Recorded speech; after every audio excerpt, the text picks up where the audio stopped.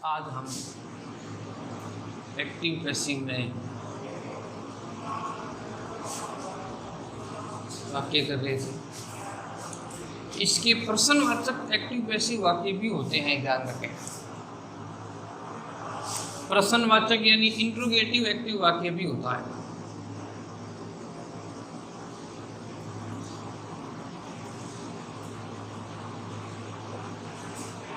जब interrogative active sentence होता है तब क्या करना है, वही है। आगे इसमें हेल्पिंग वर्ब हो तो हेल्पिंग वर्ब आगे आ जाएगी, फिर वही सब्जेक्ट आ जाएगा, फिर वही वर्ब आ जाएगी, वर्ब की थर्ड फॉर्म आ जाएगी, फिर वही ऑब्जेक्ट आ जाएगा, अदर ऑब्जेक्ट हो तो कोई आ जाएगा, ये इस प्रश्नवाचक चिन्ह आ जाएगा, और कुछ नहीं है सरल। थोड़ा ध्यान रखने की आवश्यकता है। जैसे आर यू प्लेइंग, नियम वही लागू होता है, ठीक है, शेष नियम सारे वही लागू होंगे। बता देता हूँ आपको, अभी देखो। जैसे वाक्य है आर यू प्लेइंग क्रिकेट, ये एक्टिव वाक्य है, ये है एक्टिव, ठीक है। प्रश्नवाचक चिन्ह लगा हुआ है इसमें, चीज वही है। इसमें पहले आ गया यहाँ पर हेल्पिंग वर्ब, ये आ गई हेल्पिंग वर्ब, ये हो गया सब्जेक्ट, ये हो गई वर्ब, और ये हो गया ऑब्जेक्ट।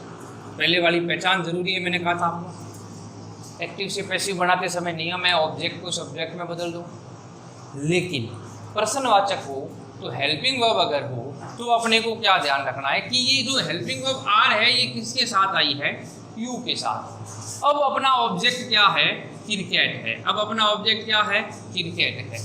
तो ये जो क्रिकेट है वो जाएगा अब सब्जेक्ट में, तो वो एक वचन है, इसलिए आर नहीं लगेगा, क्या लग जाएगा, इज आर एम ऑप्शन था तो इज आर एम में से इज लगाएंगे। पहले भी हमने ये किया था, तो उसमें आगे नहीं लगाया था, उसमें क्रिकेट इज लगाते थे। Cricket is being played by you लिखा थे। नियम सारे वही हैं, नियम वही लगेंगे, यानी रूल में कोई परिवर्तन नहीं है पहचान वाले। यानी आर था अब इज लग गया, कारण क्या है, क्रिकेट था, इज क्रिकेट। आपको ये पता होना चाहिए, इज आर एम आए तो B E I N G being का प्रयोग यहाँ हो जाएगा, इज क्रिकेट बीइंग। प्ले की थर्ड फॉर्म लगाओ, क्या होती है, प्लेड हो जाती है, थर्ड फॉर्म प्लेड हो गई। वाई लगाकर सब्जेक्ट को ऑब्जेक्ट में बदल दो, यू, और प्रश्नवाचक यहाँ हटता नहीं है, प्रश्नवाचक में ही रहेगा। तो फिर बता रहा हूँ, प्रश्नवाचक है, इज आर एम आ रहा है तो आर आ रहा है यू के साथ, लेकिन अब सब्जेक्ट बन जाएगा क्रिकेट, तो एक वचन है इसलिए इज लग गया। फिर आया क्रिकेट, इज आर एम के साथ बीइंग लगाना है, प्ले की थर्ड फॉर्म क्या हो गई, प्लेड, बाय लगाकर हमने क्या लिख दिया, यू लिख दिया। कोई विशेष कठिन वाली बात नहीं है इसमें। जैसे आर यू, सेम ऐसा ही वाक्य देखो, आर यू, एक लाइन समझ में आनी जरूरी है इसमें, कैसे परिवर्तन करना है, हेल्पिंग योर सिस्टर, प्रश्नवाचक है, आ रहा है, प्रश्नवाचक आ रहा है। आप कहोगे अब इसमें भी वही है, ये हेल्पिंग वर्ब आ गई आगे, यू क्या आ गया, सब्जेक्ट आ गया एक्टिव वाक्य का, ये वर्ब आ गई, और योर ऑफ सिस्टर क्या आ गया, ऑब्जेक्ट आ गया, ठीक है। ऑब्जेक्ट बदलेगा सब्जेक्ट में, यू के साथ था आर, लेकिन योर सिस्टर सिंगुलर है, इसलिए एक्टिव वाक्य पैसिव बनाते समय क्या लगा देंगे, इज। ऑब्जेक्ट बदल दो सब्जेक्ट में, is your sister, is your sister, एक वचन था इसलिए इज लग गया। इज आर एम के साथ जोड़ना क्या था, B E I N G, B, being जोड़ना था। हेल्प की थर्ड फॉर्म लाओ, क्या होती है, हेल्प्ड। बाय लगाकर यहाँ यू है तो यहाँ पर वापस क्या आ जाएगा, यू आ जाएगा। मेरे ख्याल से तो कठिन आना नहीं चाहिए, आराम से बना सकते हो आप वाक्यों को, कोई कठिनाई नहीं आनी चाहिए। Do the boy play cricket, helping verb वाले में दो नियम अलग होंगे। जब नियम लिखा है उसमें लिखा था डू डज आए तो इज आर एम लगा दो, और डिड आए तो वाज वर्ब लगा दो। ये नियम मैंने पहले लिखा दिया था, do does is are am, did आए तो वाज वर्ब।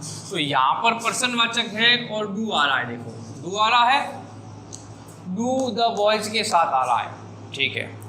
अपना ये डू आया, डू के बाद सब्जेक्ट आ गया द बॉयज, ये आ गई वर्ब, क्रिकेट क्या आ गया ऑब्जेक्ट। अब ऑब्जेक्ट बदलेगा सब्जेक्ट में, इस क्रिकेट को देखकर लगाना है। तो डू आए तो इज आर एम में से क्या लग जाएगा, इज लग जाएगा, क्रिकेट सिंगुलर है, इज क्रिकेट लगा दिया। अब यहाँ पर बीइंग का प्रयोग नहीं करना है, डू बताया तो इज आर एम लग गया, वहाँ इज आर एम था तो B I N G being लगाया, तो इज क्रिकेट प्लेड की थर्ड फॉर्म लिया, क्या होती है प्लेड बाय, सब्जेक्ट था the boys, is cricket played by the boys. सरल है, कोई कठिन वाली बात नहीं है। ध्यान रखने की आवश्यकता है तो आप खुद बना सकते हो, जैसे was she cooking food, was she cooking food, was were आ रहा है, कोई दिक्कत नहीं है, हेल्पिंग वर्ब आ गई, वाज वर, ये सब्जेक्ट हो गया, ये क्रिया आ रही है वर्ब की फर्स्ट फॉर्म के साथ आईएनजी, और ये फूड क्या आ रहा है आपका ऑब्जेक्ट आ रहा है। अपने को बस इसमें यही ध्यान रखना है कि ऑब्जेक्ट सब्जेक्ट में बदलेंगे, वो एक वचन है बहुवचन है उसके हिसाब से लगाना है। जैसे सी के साथ वाज लगा क्योंकि सी एक वचन था, यहाँ फूड ऑब्जेक्ट सब्जेक्ट में बदलेगा तो फूड भी एक वचन ही है, इसलिए वापस वाज आ जाएगा, वर्ग का प्रयोग नहीं होगा। यही बहुवचन होता तो वहाँ वर्ग लग जाता, वाज और वर्ग का, इज आर एम में से इज या आर लग जाता एक वचन बहुवचन को देखकर, वाज लग गया। ऑब्जेक्ट सब्जेक्ट में बदला फूड, वाज वर आए तो ही वही इज आर एम वाली बात है, B I N G being का प्रयोग करेंगे, वाज फूड बीइंग, कुक की थर्ड फॉर्म लगाएंगे तो क्या हो जाएगी कुकड बाय, सी है क्या, सी किस में बदल जाएगा, हर में बदल जाएगा। मेरे ख्याल से समझ में आ जाना चाहिए। आज पहली बार ही कराया आपको ये प्रश्नवाचक एक्टिव से पैसिव वाक्यों को, आज पहली बार ही शुरू किया है, तो थोड़ा सा आपको ध्यान रखने की आवश्यकता है। कोई कठिन वाली बात आए तो बताएं कि कठिन लग रहा है आपको, बाकी वाक्य सिंपल है, कोई कठिन वाली बात इसमें लागू नहीं हो रही है। आप बता सकते हैं कि आपको कोई कठिनाई लग रही है तो, जैसे देखो इज सी कुकिंग फूड, एक ही नियम बेस पर चल रहे हैं। ये हो गया हेल्पिंग वर्ब, ये हो गया सब्जेक्ट, ये हो गई वर्ब, ये हो गया ऑब्जेक्ट। ऑब्जेक्ट सब्जेक्ट में बदलेगा, यहाँ पर ही जा रहे मारा है ना, तो फूड के साथ भी ईज ही लगता है तो ईज आ गया। सब्जेक्ट हो गया फूड, ईज आर एम के साथ भी ई आई एन जी बीइंग को जोड़ना है। कुक की थर्ड फॉर्म लाओ, क्या होती है कुकड बाय, सी किस में बदल जाएगा हर। कोई कठिनाई वाला वाक्य लग नहीं रहा है, थोड़ा नियम को ध्यान रखना है। नियम बाकी सारा वही है, आगे हेल्पिंग वर्ब या डू डज आई डिड आए तो वाज वर लगाना है।